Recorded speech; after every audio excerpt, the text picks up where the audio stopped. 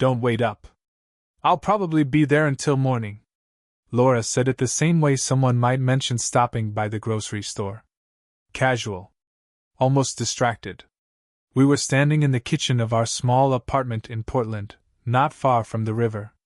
It was early evening and the rain was tapping softly against the window while I stirred a pot of pasta sauce on the stove. For a moment I thought I had misheard her. Where? I asked. She leaned against the counter, scrolling through her phone. Eric's birthday party on Saturday. The name hung in the air for a second. Eric. Her ex-boyfriend. She didn't look at me when she said it. She said it like it was already settled. It's kind of a reunion thing, she continued. A bunch of people from our high school are getting together. I nodded slowly. Oh. She shrugged. Yeah. It's mostly people from our old class though, so you probably wouldn't know anyone. That sentence was delivered lightly, but the meaning was obvious. You're not invited. Then she added the line that stayed with me. Don't wait up. I'll probably be there until morning. I looked at her. Laura was 28, confident, social, the kind of person who could walk into a room of strangers and somehow know half of them by the end of the night. That energy was one of the things that had drawn me to her when we first met 4 years earlier. But something about the way she said those words felt different. Not excited. Not apologetic. Just certain. Like she was informing me about a schedule change. Most people would probably start asking questions right then. Why are you going to your ex's birthday? Why can't I come? Why would you stay until morning? But instead of arguing, something inside me went very calm. Okay, I said. She finally looked up from her phone. That's it? Yeah. I shrugged and went back to stirring the sauce. Have fun. For a moment she just watched me. I could almost see the confusion in her expression. Like she had been expecting a completely different reaction. Then she laughed. Well, thanks for being mature about it. Mature. That word stayed in my head the rest of the evening. We finished cooking dinner and sat on the couch afterward watching a show. She laughed at the funny parts, leaned against my shoulder, and checked her phone every few minutes. On the surface, everything felt normal. But my mind was already somewhere else. Because sometimes a single sentence tells you everything you need to know about a relationship. And the sentence, "Don't wait up," told me more than she probably realized. Saturday arrived faster than expected. Laura spent most of the afternoon getting ready. At first I tried not to notice the details, but they stood out anyway. The black dress she usually saved for special occasions. The silver earrings I had given her on our second anniversary. The expensive perfume she rarely wore except for events. She stood in front of the mirror for nearly half an hour adjusting her hair. You look nice, I said from the couch. She glanced back at me. Thanks. Then she turned back to the mirror and kept fixing the same strand of hair. What time are you leaving? I asked. The party starts around 8, she said. It was only 6:30. But she already had her purse on the table and her phone in her hand. Another small detail. Eventually she stepped away from the mirror and walked toward the door. Before leaving, she paused and kissed my cheek. I'll text you later, she said. You don't have to. She frowned slightly. Why not? You said not to wait up. For a second she studied my face, trying to read something there. Then she laughed. Right. She opened the door and stepped into the hallway. A moment later the door closed behind her. The apartment became completely quiet. I sat on the couch for about 30 seconds. Then I stood up. Not angrily. Not dramatically. Just calmly.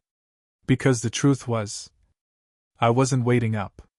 Instead, I walked into the bedroom and pulled a small travel bag from the closet. For months, my friend Marcus had been trying to convince me to visit him in Seattle. We had known each other since college, and he had moved there a few years earlier. A couple of weeks ago, he sent me a message. You should come up for a weekend. We'll drive out to the coast. At the time, I had said maybe. Now suddenly it felt like the perfect idea. I packed a few clothes, grabbed my jacket, and walked back into the kitchen. On the counter I placed a small sticky note. Just one sentence. Gone for the weekend. Back Monday. Then I turned off the lights, locked the door, and headed for my car. The night air was cool and smelled like rain. As soon as I started the engine, my phone buzzed. A text from Laura. Laura. Just got to Eric's place. It's already crazy here. I looked at the message for a moment. Then I placed the phone face down on the passenger seat and started driving north. About 40 minutes into the drive, my phone buzzed again. Then again. And again. Apparently Laura had noticed I wasn't responding. But by the time I reached the highway, the notification stopped completely. Because I had turned my phone off. Marcus opened the door when I arrived. Daniel? He said, surprised. I thought you were coming next month. Change of plans? He laughed and stepped aside. Well, good timing. Tomorrow we're driving to the coast. For the first time that evening I smiled. Because sometimes the most powerful response to disrespect isn't anger. It isn't shouting. Sometimes it's simply not being there anymore. And somewhere back in Portland, Laura was about to discover exactly what "don't wait up" really meant. The next morning in Seattle felt strangely calm. Marcus lived in a quiet neighborhood about 20 minutes outside the city. Tall pine trees surrounded the street, and the air smelled completely different from Portland, cooler, cleaner, like the ocean wasn't too far away. When I woke up, sunlight was already filling the small guest room where I had crashed the night before. For a moment I forgot everything. Then I remembered Laura. More specifically, I remembered that my phone had been turned off since the previous evening. I reached over to the nightstand and picked it up. Marcus was in the kitchen making coffee when I walked out. You alive? He asked. Barely, I said. He slid a mug across the counter. You look like a guy who drove 3 hours after midnight. Something like that. I took a sip of coffee and finally turned my phone back on.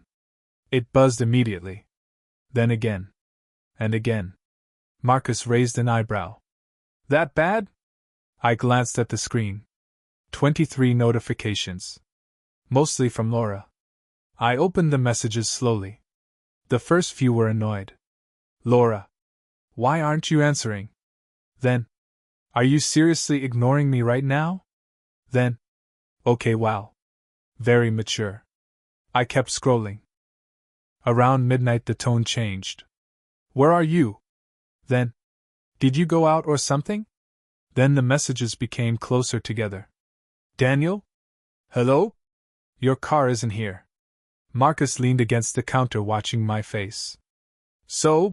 He asked. She went to a party, I said. I went to Seattle. He nodded thoughtfully. Fair trade. I kept scrolling. The last messages had been sent early that morning. I came home and you're not here. Where are you? Call me. I locked the phone and set it down. You gonna answer? Marcus asked. No. He nodded again. Good. We finished our coffee in silence. Then he grabbed his car keys. Come on, he said. The coast isn't going to visit itself. The drive to the coast took almost 2 hours. We talked about normal things the entire way. Work. Old college stories. A terrible professor we both remembered. Marcus didn't ask too many questions about Laura, which I appreciated. Around noon we reached a small coastal town where the ocean stretched endlessly beyond the cliffs. Cold wind rolled in from the water. We walked along the shoreline while waves crashed against the rocks below. For the first time in days, my mind felt clear. No tension. No arguments. Just the sound of the ocean. Eventually Marcus asked the question he had probably been holding back all morning. So what actually happened? I shrugged. She told me she was going to her ex's birthday party. Said I wasn't invited. Told me not to wait up. Marcus stared out at the ocean for a moment. And I didn't. He laughed quietly. That's it. That's it. He kicked a rock toward the edge of the cliff. Honestly? That's the most reasonable response I've ever heard. Apparently not. Why? Because she expected me to stay home. Marcus nodded slowly. Ah. That one word carried a lot of understanding. Later that afternoon, we sat in a small seafood restaurant overlooking the water. My phone buzzed again. I glanced down. Laura. Calling. I ignored it. 30 seconds later, the phone buzzed again. Another call. Marcus watched me. You gonna pick up eventually? Maybe. The phone buzzed a third time. Then stopped. A minute later, a voicemail notification appeared. I didn't listen to it. Not yet. Instead, I finished my meal and paid the bill. We walked outside and started heading back toward the car. Only then did I finally play the voicemail. Laura's voice filled the speaker. Daniel, where are you? She sounded irritated. You disappeared. Your car is gone. I've been calling you all morning. There was a pause. Look, if this is some kind of weird reaction to the party thing, you're being ridiculous. Another pause. Just call me back. The message ended. Marcus glanced over. She mad? Yeah. Funny. Why? Because she told you not to wait up. I nodded. Exactly. We stayed on the coast until sunset. By the time we got back to Marcus's house, it was already dark. When I turned my phone on again, there were 5 more messages. The tone had changed again. Now they sounded worried. Laura, are you okay? This isn't funny anymore. Please call me. I'm actually getting concerned. Marcus looked over my shoulder. That escalated quickly. People get nervous when expectations change. I said. Translation? She expected me to stay exactly where she left me. And you didn't. Right. Marcus opened another beer. To not waiting up. I clinked my bottle against his. To not waiting up. Back in Portland, Laura was probably sitting in our apartment trying to understand what had happened. She had left for a party expecting to come home to the same situation she always had. The same boyfriend. The same apartment. The same routine. Instead, she came home to silence. And the strange thing about silence is that it forces people to start asking questions they never expected to ask. But the real conversation hadn't even happened yet. Because sooner or later I would have to drive back to Portland. And when I did, Laura would be waiting. I drove back to Portland late Sunday afternoon. The highway was quiet, and the sky hung low with gray clouds the way it often does in the Pacific Northwest. Marcus had tried to convince me to stay another night, but I knew that sooner or later I had to return. Not because I was nervous. Because I was curious. Laura had sent 12 more messages since Saturday night. The tone had gone through 3 very predictable phases. First irritation. Then confusion. Then concern. By Sunday morning the messages looked like this. Laura. Where are you? Your car is gone and you didn't answer your phone. Daniel, please call me. Then later. I'm actually getting worried. And finally. Can you at least tell me you're okay? I hadn't replied to any of them. Not out of spite. Just because there wasn't anything to say yet. The closer I got to Portland, the more my phone vibrated on the passenger seat. Another call. Then another. I ignored them both. When I finally reached our apartment complex, the parking lot was quiet. Laura's car was there. I parked a few spaces away and sat in the driver's seat for a moment. The strange thing was that I didn't feel nervous. I didn't feel angry either. Just calm. I grabbed my bag from the back seat and walked toward the building. When I unlocked the apartment door and stepped inside, Laura was sitting on the couch. She stood up immediately. Where have you been? Her voice wasn't soft. It wasn't relieved. It was angry. I closed the door behind me. Seattle. She blinked. Seattle? Yeah. She stared at me like she was trying to understand the sentence. You just disappeared for 2 days. You said not to wait up. That's not what that means. I shrugged and walked into the kitchen. It sounded pretty clear. Laura followed me. You ignored my calls. I thought something happened to you. I opened the fridge and grabbed a bottle of water. Why would something happen?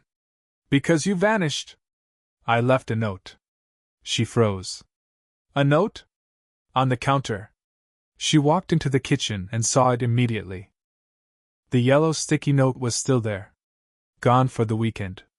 Back Monday. Laura picked it up slowly. You seriously think that's enough? It told you where I was? No, it didn't. It told you I'd be back Monday. She looked at me again. You're acting really weird right now. Am I? Yes. You told me you were going to a party with your ex. You told me I wasn't invited. Then you told me not to wait up. I took another sip of water. So I didn't. Laura ran a hand through her hair in frustration. That's not the same thing. Why not? Because you just disappeared. No, I said calmly. I made plans. She stared at me. With who? Marcus. The friend in Seattle? Yeah. Her expression changed slightly. You drove 3 hours because I went to a party? I drove 3 hours because I didn't feel like sitting home alone. For a moment she didn't say anything. Then she crossed her arms. You're being dramatic. I leaned against the counter. You spent 3 hours getting ready to go to your ex-boyfriend's birthday party. That's not fair. Which part? You're making it sound like something it wasn't.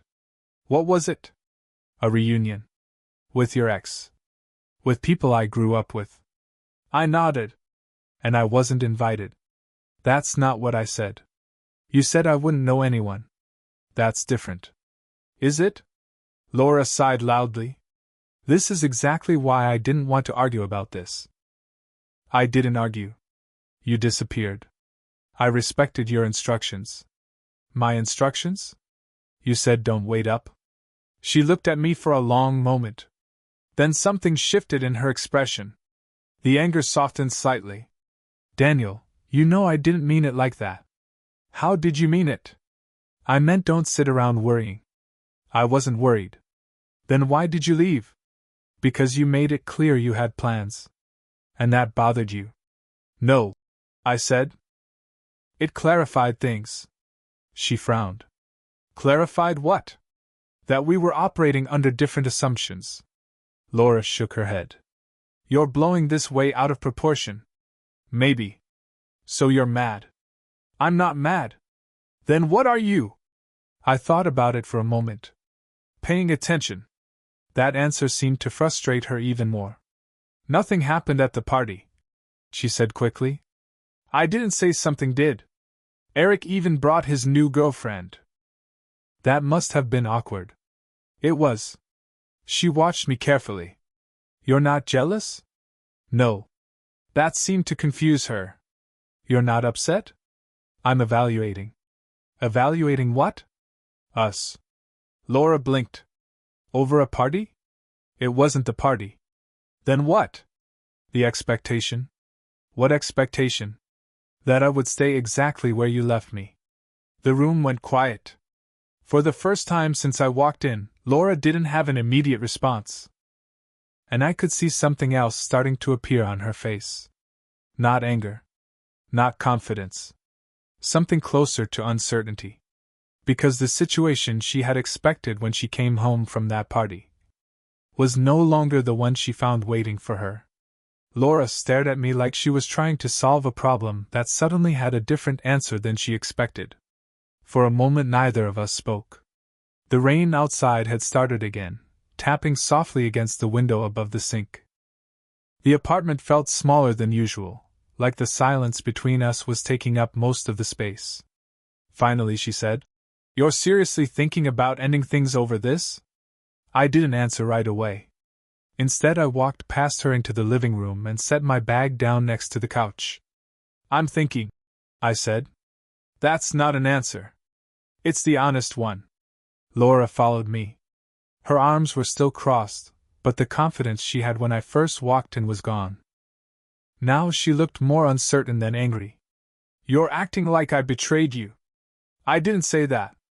You're implying it. No, I said calmly. I'm observing. She let out a frustrated laugh. Observing what exactly? I sat down in the chair near the window. The way you handled the situation.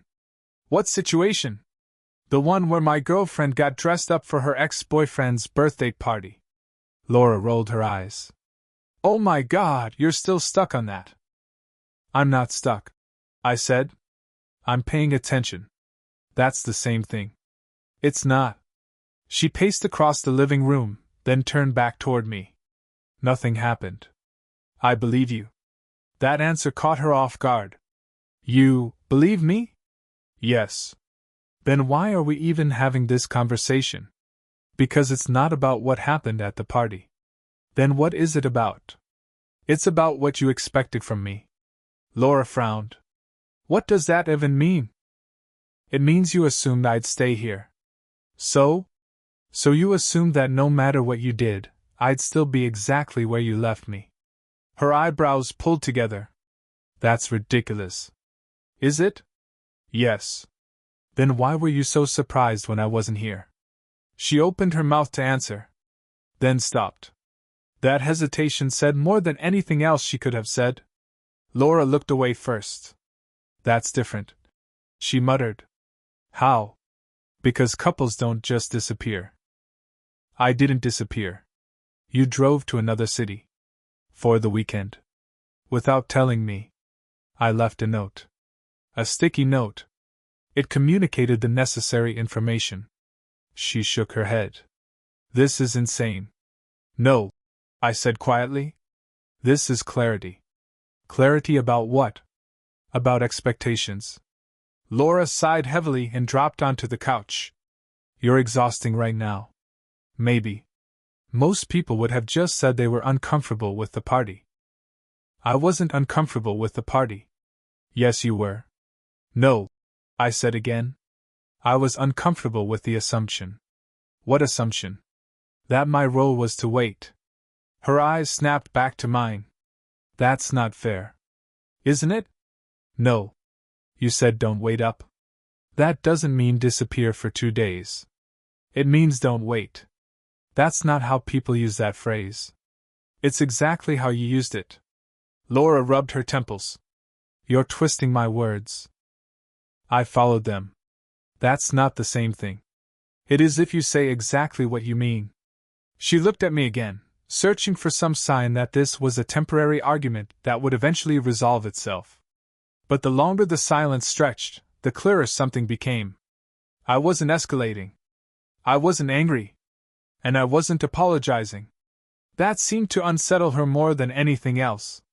Daniel, she said more quietly now, why are you being like this? Like what? So detached. I'm not detached. You drove 3 hours away without saying anything. I told you where I went. That's not the point. Then what is? She hesitated. The point is, you're acting like you don't care. I thought about that for a second. Then I shook my head slightly. That's not it. Then what is it? It's that I care about different things than you expected. Such as? Respect. Laura frowned. You're saying I disrespected you? I'm saying you didn't consider how your choices would look from my side. That's impossible. Why? Because I told you exactly what I was doing. Yes, I said. You did. And you said you were fine with it? I said have fun. Which means you were fine with it. Not necessarily. Then why didn't you say anything? Because arguments don't reveal character. I said. They just reveal reactions. She stared at me. What does that even mean? It means sometimes it's better to watch what someone does when you give them exactly what they asked for. Laura's expression slowly shifted. From confusion to realization. You're testing me? No. Then what are you doing? I'm deciding. Deciding what? Whether this relationship still makes sense. The room went completely quiet. Laura blinked. You're serious? Yes. Over a party. Over a pattern. There is no pattern. There is now. She shook her head in disbelief. I cannot believe you're doing this. Doing what? Turning one night into a breakup. I didn't turn it into anything. Then what are you doing? I looked at her calmly. I'm responding. And your response is to leave? No. Then what? My response is to stop pretending this moment didn't tell me something important. Laura stood up again.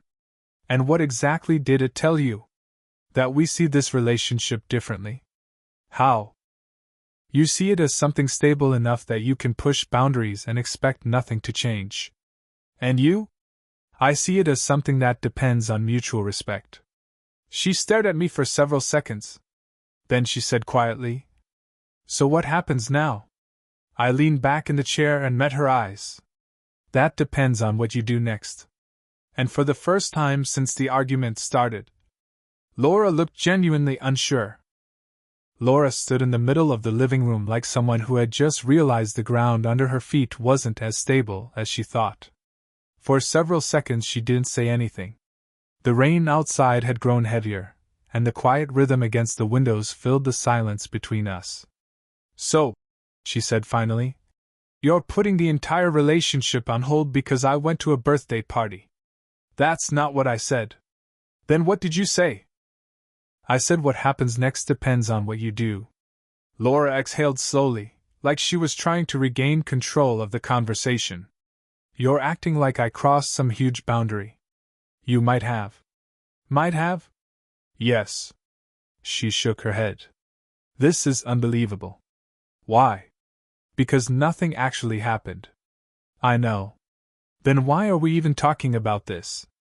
Because what didn't happen isn't the interesting part. Then what is? What you expected.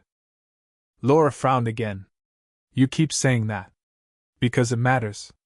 She sat down on the couch again, leaning forward with her elbows on her knees. Okay, she said. Explain it to me. You told me you were going to your ex's party. Yes. You told me I wasn't invited. I said you wouldn't know anyone. Which means the same thing. She opened her mouth to argue, then stopped. Fine, she said. Then you told me not to wait up. Yes. And the entire time you said those things, you assumed something. What? That I would still be here. Laura looked confused. Of course you'd still be here. Where else would you be? I gave a small shrug. That's exactly the point. She stared at me. You're saying I took you for granted. I'm saying you assumed stability. And that's bad? It can be. How? Because stability without respect turns into complacency. Laura leaned back against the couch cushions, staring at the ceiling for a moment. This feels like a philosophy lecture. Maybe. Normal couples don't analyze things like this. Normal couples also don't tell each other not to wait up while going to an ex's party. She winced slightly at that. That's not what I meant. I know. You do? Yes. Then why are we here? Because what you meant isn't as important as what you communicated. Laura looked down at her hands. You're saying I messed up. I'm saying you didn't think about how it would look. She was quiet again. Then she said something softer. It wasn't supposed to be a big deal. I believe that. But you made it into one. No, I said calmly. I just refused to pretend it wasn't interesting. Laura looked up at me. Interesting? Yes. How is this interesting? Because moments like this reveal expectations. And what did you learn? That we see the relationship differently. She sat up again. How? You see it as permanent. That's a good thing. Not if permanence becomes an excuse to stop being considerate. I am considerate. You didn't consider how your plans might affect me. I told you exactly what I was doing. Yes, I said. You informed me. That's the same thing. It's not. She looked confused again. What's the difference? Asking invites discussion. And informing? Assumes agreement. Laura blinked. I didn't assume anything. You assumed I'd accept it. Well, yeah? Exactly. She leaned back again, processing that. After a moment, she said quietly, I didn't think it would bother you that much. It didn't. She looked at me quickly. Then why are we here? Because it told me something important. Which is? That you expected my presence in your life to be unconditional. Laura shook her head. That's ridiculous. Is it? Yes.